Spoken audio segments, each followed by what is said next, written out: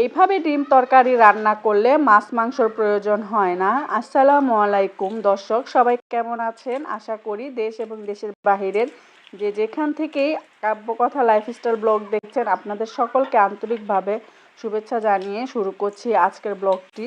এই যে এখানে আমি ডিমগুলোকে সিদ্ধ করে নিয়েছি, ডিম আর আলু আমি এক এক করে খোসা ছাড়িয়ে নিব। তো আমার খোসা ছাড়ানো হয়ে গেছে ডিমের।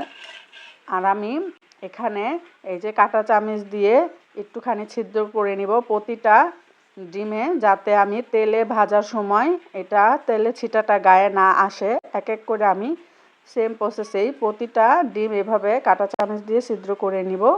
তারপরে আমি এখানে কেটে নিয়েছি পেঁয়াজ, আর এখন আমি এই যে কাঁচামরিচ কেটে নিব ফালি করে। কাঁচামরিচটা দিলে ফ্লেভারটা একটু ভালো আসে।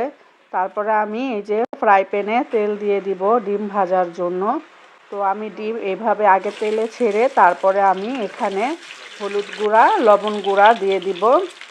কালারটা সুন্দর আসে, হালকা আমি ভেজে নিব। অনেকে মেখেও ভাজে হলুদ গুঁড়া আগে দিয়ে, সেটার কালারটা একটু কালচে হয়ে যায়। এইভাবে যদি ডিম ভাজি তাহলে কালারটা সুন্দর হালকা হালকা একটা কালার আসে, দেখতে ডিম ভালো লাগে আর ভাজলেও খুব সফটই হয়। এক এক করে সবগুলো উঠিয়ে নিব। তারপরে আমি এই ফ্রাই প্যানেই আবার তেল দিয়ে তরকারিটা বসিয়ে দিব, পেঁয়াজ কুচি দিয়ে দিব। পেঁয়াজ কুচি দিয়ে ভালো করে নেড়ে নিব। তারপরে আমি রসুন বাটা আদা বাটা দিয়ে কষিয়ে নেব ভালো করে, একটু ভেজে নিব আর কি। গন্ধটা কাঁচা গন্ধটা চলে যাওয়া পর্যন্ত দিয়ে দিব পানি কষানোর জন্য। তারপরে দিয়ে দিব মরিচ গুঁড়া হলুদ গুঁড়া দিয়ে ভালো করে একটু নাড়াচাড়া দিয়ে দিয়ে দিব লবণ স্বাদ মতো। তারপরে ধনিয়ার গুঁড়া দিয়ে দিব।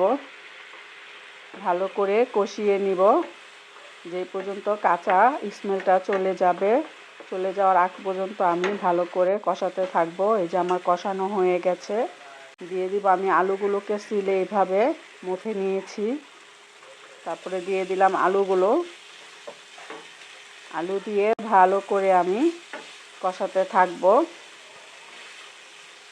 কষানোতে তেল ছেড়ে দেওয়া পর্যন্ত আমি কষাতে থাকবো। তো আমার এই যে তেল ছেড়ে দিয়েছে, দিয়ে দিব এই পর্যায়ে আমি কাঁচামরিচগুলো কেটে রেখেছিলাম, সেই কাঁচামরিচগুলো দিয়ে দিব এখানে।